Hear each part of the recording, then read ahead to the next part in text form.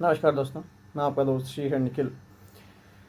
एक बार फिर से हम स्वागत करते हैं आप सभी का टॉपर स्टूडेंट एजुकेशन में। चूँकि हम यूपीएससी के रिगार्डिंग दर्शन शास्त्र या फिलॉसफी देखने का प्रयास कर रहे थे, कोशिश कर रहे थे। पिछले क्लास में मैंने आपसे बताया था कि हम क्या क्या चर्चाएँ करेंगे, क्या क्या हमारा एजेंडा रहेगा, क्या क्या चीज़ें हम सीखेंगे, कैसे कैसे हम फिलॉसफी को पढ़ेंगे, यूपीएससी के लिए फिलॉसफी कैसा विषय है। वो सारी चर्चाएं हम पिछले कक्षा में, पिछले सेशन में हम कर चुके हैं। आज मैं आपको कुछ और थोड़ा सा डीप में समझाने का प्रयास करूंगा कि फिलॉसफी का किस तरीके से हम इसे देख सकते हैं। फिलॉसफी विषय जो है, आखिर उसके एडवांटेज क्या हैं एक विद्यार्थी के लिए, क्यों फिलॉसफी पढ़ा जाए, क्यों फिलॉसफी एक अच्छा विषय है, और जो फिलॉसफी के स्टूडेंट्स नहीं हैं वो भी फिलॉसफी ज़रूर पढ़ें। जो टेक्निकल बंदा है, क्या वो फिलॉसफी ले सकता है, फिलॉसफी से सक्सेस रेशो कैसा है, हिंदी मीडियम के लिए ज़्यादा प्रेफरेबल है या इंग्लिश मीडियम के लिए ज़्यादा प्रेफरेबल है। ये हिंदी इंग्लिश का बड़ा एक पंगा है यूपीएससी में। तो ये कुछ प्रश्न हैं जिनका हम समाधान करने का प्रयास करेंगे आज के कक्षा के अंदर, आज की क्लास के अंदर।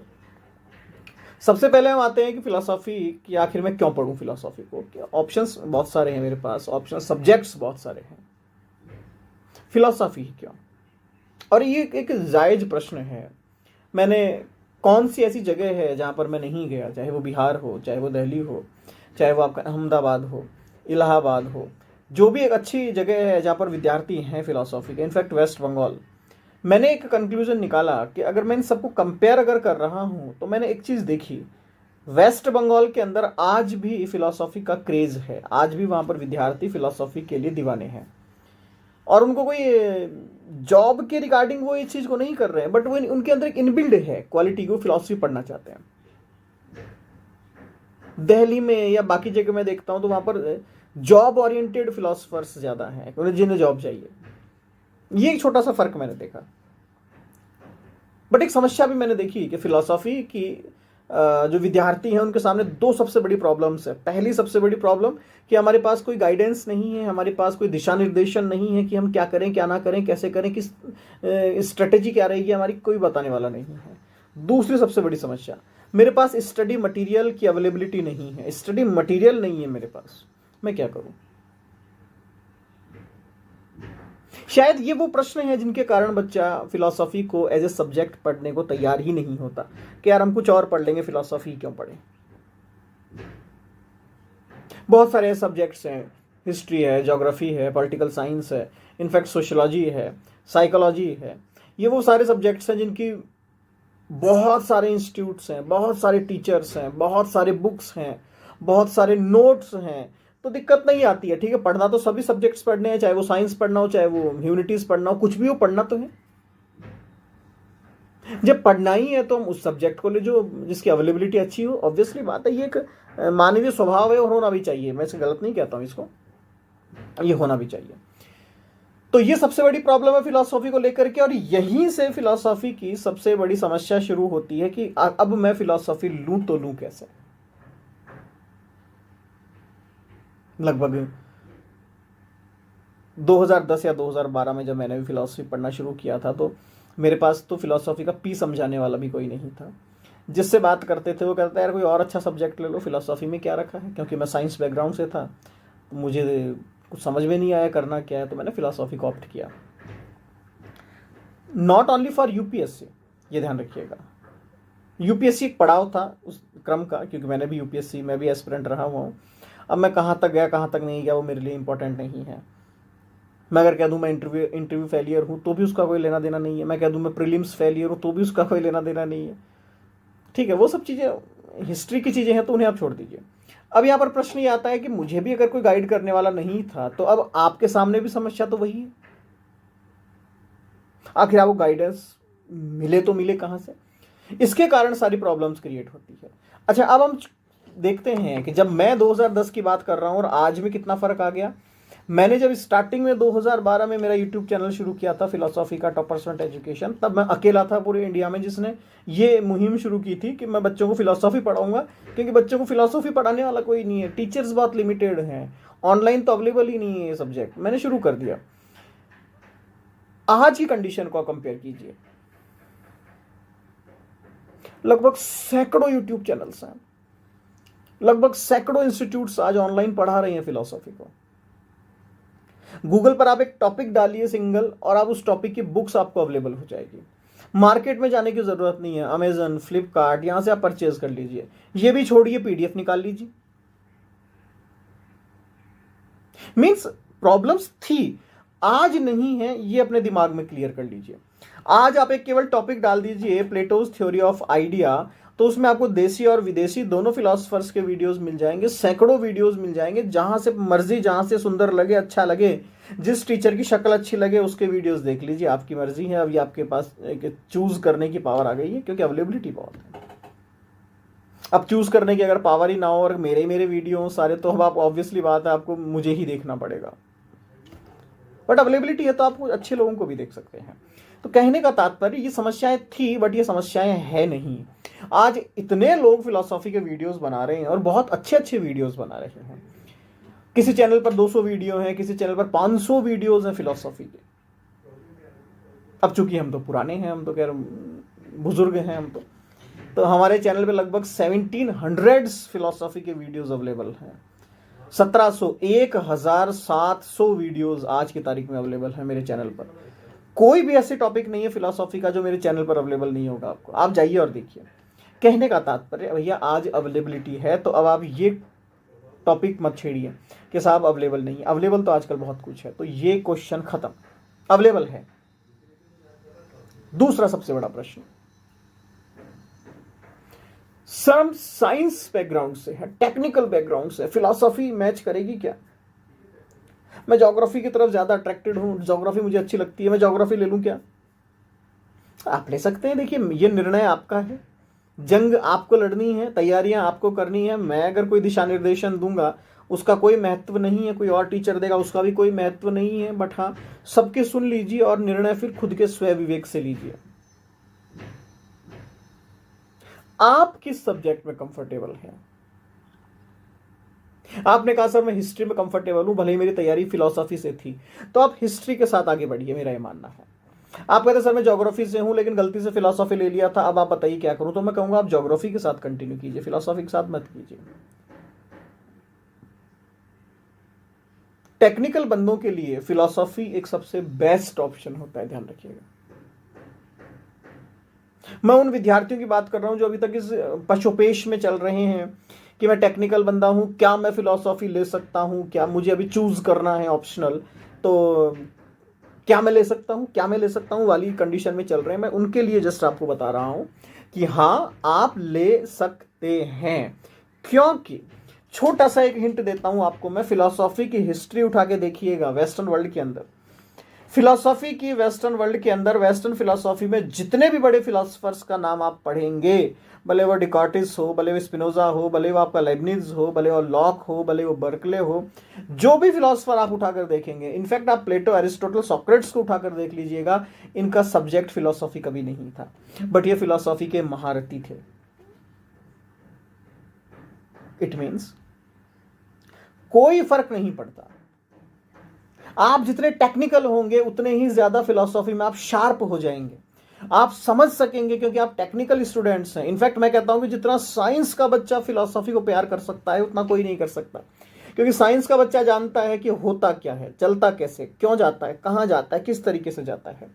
जब मैं फिजिक्स में हुआ करता था, क्योंकि मुझे पता है जब मैं फिजिक्स में था मेरी भी कुछ रिसर्चेज मैं करता था, मेरा भी बड़ा शौक था वैज्ञानिक बनने का, तो ये सब चीज़ें थी। तो उसके बाद मुझे कुछ चीज़ों को खोजते खोजते खोजते मैं वेदों के पास पहुंचा कि साहब हो सकता है किसी ने मुझे गाइड किया कि यार ये जो आप पढ़ रहे हैं एटॉमिक कंसेप्ट जो आप पढ़ रहे हैं तो वेदों में बहुत अच्छा दिया हुआ है। मैंने कहा यार ऐसा हो सकता है क्या? मैं वेदों के पास पहुंच गया, गलती से मैंने कुछ वेदों को पढ़ा, वेदों से मुझे लगा यार इसमें कुछ कम लग रहा है, इसको थोड़ा एक्सप्लेनेशन और चाहिए। मैं उपनिषदों के पास पहुंच गया, उपनिषदों से किसी ने कहा कि यार आप एक काम करो, ये वैशेषिक दर्शन एक थी, इंडियन फिलॉसफी थी वैशेषिक दर्शन, जो कि एटम्स के ऊपर बड़ा काम करती थी। उस वक्त महर्षि कणाद उसके फाउंडर हुआ करते थे। इतना उस वक्त तो मुझे नहीं पता था क्या। मैं फिर उनके पास पहुंच गया, धीरे धीरे धीरे पता ही नहीं चला फिलॉसफी ने कब मुझे पकड़ लिया, फिलॉसफी ने मुझे पकड़ लिया। अब मुझसे नहीं छूट रही वो फिलॉसफी। ठीक है, तो कहने का तात्पर्य साइंस का बच्चा ही जानता है कि फिलॉसफी की कीमत क्या है, what is the value of philosophy, और कोई नहीं जानता। बड़ी अजीबोगरीब बात है, मुझे क्षमा कर दीजिएगा, बट ये सच है। साइंस का बच्चा फिलॉसफी की कद्र करता है। अगर आप बीटेक से हैं, अगर आप साइंस बैकग्राउंड से हैं, आप बीएससी किए हैं, आप जो भी सब्जेक्ट से किए हैं, मतलब साइंस बैकग्राउंड अगर आपका है, तो ये डाउट दिमाग से निकाल दीजिए, क्या साइंस का बच्चा फिलॉसफी ले सकता है? क्या आप ही फिलॉसफी ले सकते हैं?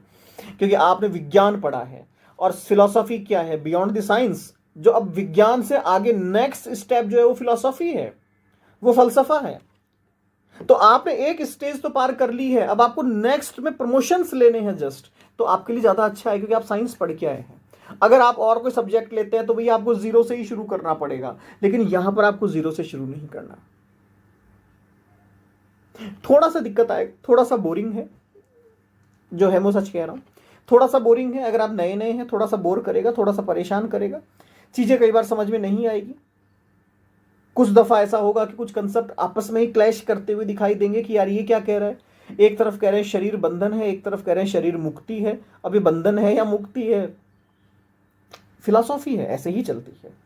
तो यहां पर आपको इसकी गहराइयों में उतरना पड़ेगा फिर, कि साहब शरीर ही बंधन है और शरीर ही मुक्ति है। बात तो सही है, शरीर ही है जो बंध जाता है, शरीर ही ये बंधने का कारण है, लेकिन शरीर से ही तो मैं मुक्त होना चाहता हूं, और शरीर के माध्यम से ही तो मैं शरीर से मुक्त होना चाहता हूं।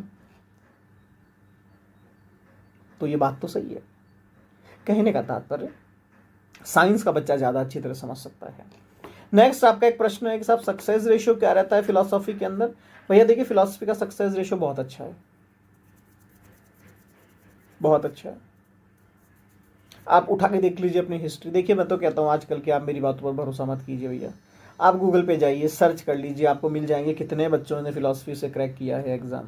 अब यार देखिए, सीधी सी बात है, अगर बच्चे ही 10-15 बैठेंगे तो यार उसमें तो फिर मैं कुछ नहीं कह सकता। बट हाँ, फिलॉसफी का सक्सेस रेशियो अच्छा है। मीडियम हिंदी या इंग्लिश? क्या इंग्लिश के लिए प्रेफरेबल है या हिंदी के लिए प्रेफरेबल है? दोनों के लिए प्रेफरेबल है। सिलेबस बहुत छोटा सिलेबस है। लगभग कितने टाइम में सिलेबस कवर हो जाता है? मैं जो कराता हूं फिलॉसफी लगभग 3 महीने में खत्म कर देता हूं। 3 महीने में सिलेबस खत्म, इतना सा सिलेबस है। कोई और पढ़ाते होंगे तो शायद 4 या 5 महीने भी लग जाते हैं। दिल्ली में मैंने कुछ इंस्टीट्यूट देखे, वो 8 या 9 महीने में भी सिलेबस खत्म करते हैं। वो ऐसा क्या पढ़ा रहे हैं मुझे समझ में नहीं आया आज तक। तो ऑलमोस्ट 3 महीने से लेकर, मेरे 3 महीने से लेकर दिल्ली वालों के 9 महीने तक ये सब कुछ चलता है। ये इतना सिलेबस है इसका। ऑलमोस्ट अगर मैं टॉपिक्स की बात करता हूं तो बहुत ज़्यादा टॉपिक्स आपके पास नहीं है। एनटीए नेट के कंपैरिजन में आपका सिलेबस ऑलमोस्ट 1/5 ही है, 5 गुना कम है नेट के कंपैरिजन में फिलॉसफी का, यूपीएससी का सिलेबस। तो सिलेबस छोटा है, कोई दिक्कत नहीं है। क्या सिलेबस आपका एनालिटिकल है? बिल्कुल है, बिल्कुल है। क्या मुझे फिलॉसफी स्ट्रेट फॉरवर्ड पढ़ने से मेरा काम चल जाएगा? नहीं चलेगा, मत पढ़ना। जब तक आप खुद का दिमाग नहीं लगा सकते हैं, मत पढ़ना।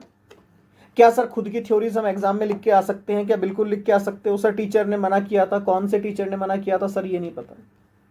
मन गढ़ंत बातें मत लगाइए।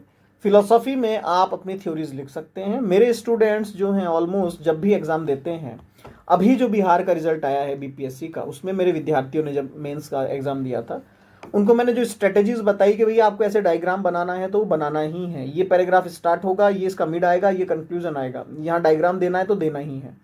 बच्चों का कहना है कि सर जो प्रश्न हमें नहीं आता था उसका भी हम उत्तर लिख के आए हैं जिस तरीके से आपने बताया था। कहने का तात्पर्य आपको प्रेजेंटेशन तो सीखना पड़ेगा, रिप्रेजेंटेट कैसे करें, विचारों का प्रस्तुतिकरण कैसे करें, ये आपको सीखना पड़ेगा। तो आप कर सकते हैं, आप डायग्राम्स भी बना सकते हैं, खुद के थ्योरी, खुद के कंसेप्ट भी लिख सकते हैं, क्योंकि आप भगवान बुद्ध नहीं है, क्योंकि आप भगवान महावीर नहीं है, क्योंकि आप भगवान शंकराचार्य नहीं हैं। तो आपको ऑब्वियसली बात है आपकी और मेरी थ्योरीज ही लिखनी पड़ेगी। उनका कॉट हम लिख सकते हैं, उनकी थ्योरी हम लिख सकते हैं, लेकिन एक्सप्लेनेशन तो भैया मैं ही दूंगा ना, आप लिख सकते हैं। तो ये कुछ डाउट्स थे आपके। अब आप मुझे एक बार कमेंट करके बता दीजिएगा कि हम पहले इंडियन फिलॉसफी स्टार्ट करें या वेस्टर्न फिलॉसफी स्टार्ट करें। क्या हम लाइव क्लास स्टार्ट करें या फिर रिकॉर्डेड क्लास स्टार्ट करें? मैं दोनों में कंफर्टेबल हूँ, लाइव में मैं ज़्यादा कंफर्टेबल हूँ। अगर आप लोग इंटरेस्ट लेंगे तो मैं चाहता हूँ कि हम लोग संवाद करें, हम लोग कम्युनिकेट करें, एक दूसरे कॉन्वर्सेशन करें। 2 प्रश्न आप मुझसे पूछें, 2-4 प्रश्न मैं भी आपसे पूछ लूँ। कुछ मुझे भी तो नहीं आता होगा। फिलॉसफी है, समुद्र है, ओशन है, ये तो ओशन ऑफ नॉलेज है, ये तो सब कुछ तो मुझे भी नहीं आता होगा। तो हम ऐसा एक स्ट्रेटेजी बनाए, आप लोग कमेंट करके मुझे बताइएगा कि सर इंडियन से शुरू करें या वेस्टर्न से शुरू करें, सर रिकॉर्डेड शुरू करें या लाइव शुरू करें। तो हम लगभग, मेरी जो मुहिम है, मेरा जो लक्ष्य है कि हम 15 अक्टूबर के आसपास से ये क्लासेस शुरू कर देंगे यूट्यूब के ऊपर ही, यूट्यूब पे ही अपन इसको शुरू करेंगे, ठीक है। और क्योंकि मेरा टारगेट ये है कि जो बच्चे देखिए फाइनेंशियली थोड़े से वीक हैं, मेरा थोड़ा सा अटैचमेंट उन लोगों के साथ ज़्यादा है, वो पैसे के चक्कर में पढ़ाई ना छोड़े कम से कम, है ना। जिन बच्चों को लगता है सर हमारे पास तो पैसा है, हम तो पढ़ सकते हैं, हमें तो आप अलग से क्लास दीजिए, तो हम अलग से क्लास कर लेंगे, अच्छा है ना। बट ओवरऑल सभी लोग पढ़ सकें, मेरा ये मानना है। और देखिए फ्री क्लास है, आप भी जज कर लेंगे कि सर को कितना आता है। कहते हैं ना कि हम भी देखते हैं कि इन तिलों में कितना तेल है, वो वाली बात है। तो हम 15 अक्टूबर से शुरू करेंगे, लेकिन प्लीज़ आप लोग कमेंट्स करके बताइएगा कि सर कब से क्या क्या करना है। तो तब तक के लिए बहुत बहुत धन्यवाद।